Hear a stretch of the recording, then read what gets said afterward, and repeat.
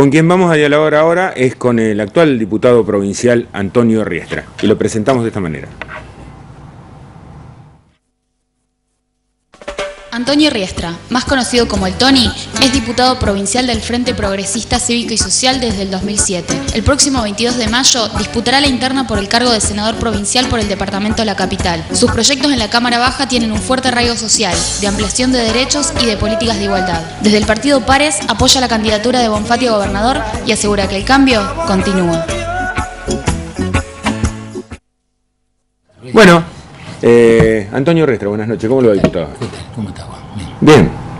Bueno, actual diputado provincial y candidato a senador por el socialismo, porque va en la boleta de Antonio Bonfatti, candidato a gobernador, ¿no? Exactamente.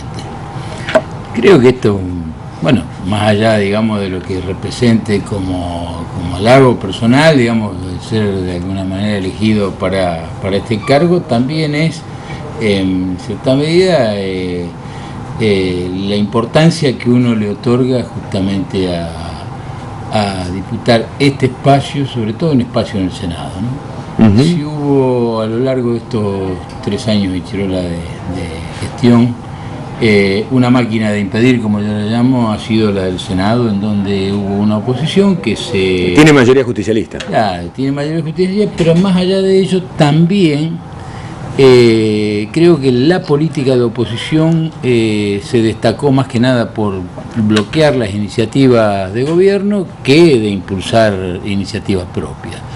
Y esto creo que hace, digamos, justamente a una política legislativa que nosotros queremos de alguna manera, revertir fundamentalmente para acompañar un proyecto que es el proyecto por el cual hemos adherido en su momento al Frente y el cual estamos convencidos, ¿no? Que el proyecto que encabeza el compañero Luis Wiener y que es necesario que además continúe para poder avanzar con las cuestiones que quedaron pendientes en esta etapa, ¿no? Que son varias. Sí, de todos modos, usted marca bien que la persona que fue elegida por Wiener fue Antonio Bonfatti. Llama la atención, viéndolo de afuera, mucho chisporroteo dentro del socialismo al que no estábamos acostumbrados a ver. Digo, no sé si es propio de la época electoral, los cruces verbales son en alguna medida bastante fuertes a veces. ¿Lo ve así? ¿Lo siente así? No, yo creo que hay un candidato que ha venido trabajando en una función legislativa todos estos años, al cual el gobernador acompañó sin ningún titubeo, hasta aún en la última elección a senador.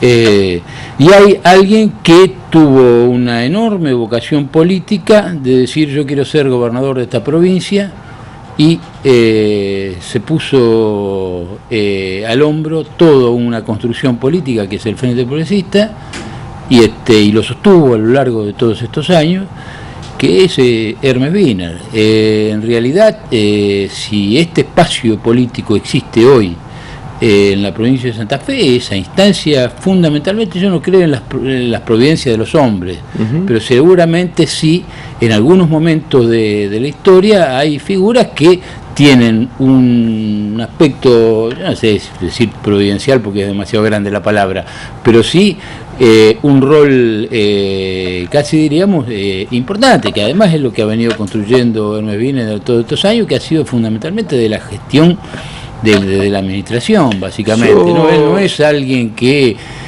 haya dedicado años a una función legislativa. Ha estado desde intendente de la ciudad de Rosario, en su momento incluso cuando vino toda la discusión, aquel socialismo, en la discusión con Caballero, tomó una posición muy definida. Creo que no se equivocó en su momento, ni nos equivocamos en aquel momento los que distinguíamos las diferencias entre uno y otro candidato. Y básicamente es el que en estos años trabajó para posicionarse en el lugar de gobernador. Lamentablemente tenemos una constitución, yo digo, no sé si lamentablemente... Yo me preguntaba, ¿hasta dónde usted va a trabajar también en esa reforma de la Constitución que en el arco político, que incluye a todos, están todos muy preocupados por cambiarla porque se asume como una necesidad de los tiempos? Que en realidad venimos trabajando en esa reforma. De hecho, la idea era que ese mensaje ingresara este año justamente a la legislatura. Lo que no hemos obtenido es un consenso para trabajar justamente los puntos centrales, a pesar de que se ha advertido de que hay temas que de por sí ya eran conflictivos, como el tema de la unibicameralidad, como el tema de la reelección. Dejando de lado esos temas, ¿no es cierto?, garantizando de que realmente esas cuestiones no se iban a debatir. Alguien puede pensar que la oposición dice vamos a quedar en minoría respecto del oficialismo, por lo tanto no conviene tocar esos temas. Perfecto, el tema es que nosotros estamos ya bastante atrasados y vos lo sabés también, no solamente en el tema de la reforma judicial, sí. Ese tema prácticamente entró casi, yo diría, por vía del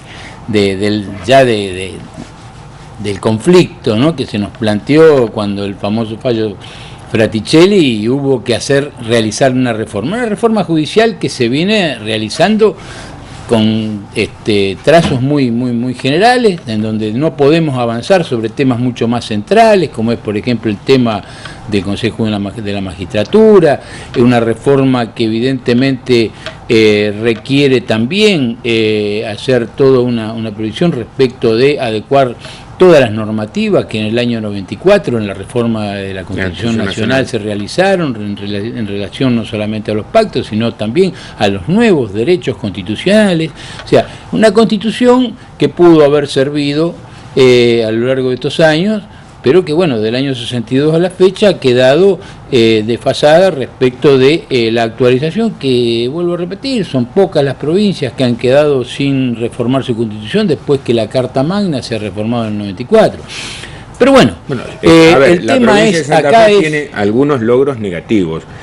Ha pervivido durante mucho tiempo un código de procedimiento en materia penal que regía hasta hace poco y que realmente era una antigüedad, era un libro de historia. Respecto de ahora la legislación es moderna, los fiscales han asumido en el curso de la semana pasada el caso del doctor de Olazábal como fiscal general de la provincia, los fiscales regionales en cada uno de los nodos y los que van a trabajar dentro de cada una de las fiscalías, es decir, se ha modernizado. Yo le preguntaba por la Constitución porque me parece que esa es la línea que ha perseguido el socialismo. A ver, entre los méritos del socialismo, y usted lo sabe porque ha sido docente, es docente actualmente en licencia porque está ocupando este cargo político. Doy clase, pero ¿da clase? Tengo 3 horitas de clase de cátedra. La unidad de medida del sueldo docente la ha impuesto este gobierno de la provincia de Santa Fe en el resto de la República Argentina. Se va a discutir salario docente con eso. Me parece que es un elemento de juicio que antes no estaba, me parece que entra en la consideración. Yo creo que, porque comenzamos hablando de una tarea legislativa, sin lugar a duda el diseño del Estado es diferente, Juan. El Estado que hoy de alguna manera impulsa esta gestión ha tenido que ver fundamentalmente con una mirada muy distinta a el Estado que básicamente hacía ejes sobre el equilibrio fiscal, sobre un recorte permanente del gasto público. Entonces, frente a esto, nosotros tenemos un Estado que tiene que ver básicamente con los niveles no solamente de responsabilidad que tiene que asumir el Estado, tanto en educación como salud, como vivienda, como seguridad, sino que además toma cuenta de el crecimiento vegetativo que ha tenido a lo largo de estos años en la provincia de Santa Fe y de la cual tampoco había tomado cuenta la administración pública provincial. Entonces, hoy, por ejemplo, estamos frente a un presupuesto aprobado sin ampliación de cargos. Entonces, esta reforma que se situaba recién respecto del Poder Judicial, hoy está demandando 240 cargos que no tenemos porque el presupuesto del año pasado se votó sin hablando de cargos, manda la legislatura sobreempleados, sobrecontratados el gobernador para que queden dentro de la administración pública y regularizarles la situación. Porque es una razón de justicia. Claro, hace 6, 7 años atrás, cuando asumí yo como diputado, tomé cuenta de básicamente la situación en la que estaban, por ejemplo, los jefas y jefes contraprestando, entre comillas, sin calidad de reconocimiento laboral, ¿sí? Sin tener ningún tipo de adjudicación de antecedente ni escalafón. Sobre esa gente también se obró en justicia, porque eran trabajadores, por supuesto, y son trabajadores que muchos de ellos, los que persistieron, quedaron incorporados al Estado.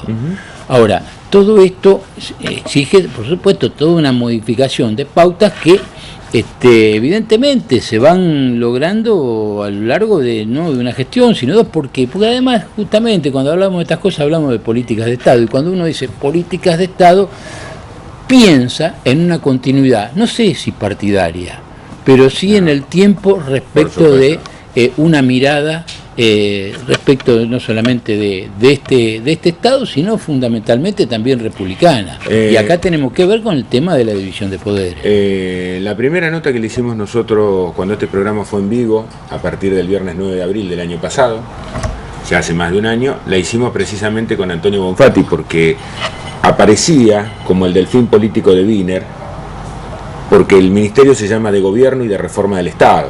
O sea, en cabeza de Bonfatti estaba esa super responsabilidad de volver a un Estado paquidérmico, elefantiásico, dinámico y estratégicamente dotado para cumplir con el rol que le corresponde. No renunciar a las obligaciones que son indelegables. Correcto. Y me parece que... Jerarquizar, por ejemplo, un Ministerio de Trabajo, como se jerarquizó. No, y el Ministerio de Seguridad. Ministerio de Seguridad. Por supuesto. Que ahora justamente vemos que en Nación también se toma cuenta de ello, ¿no? Tarde, o sea, y con uno, y voy a usar la palabra que corresponde, soberanísimos despelotes que no pueden controlar.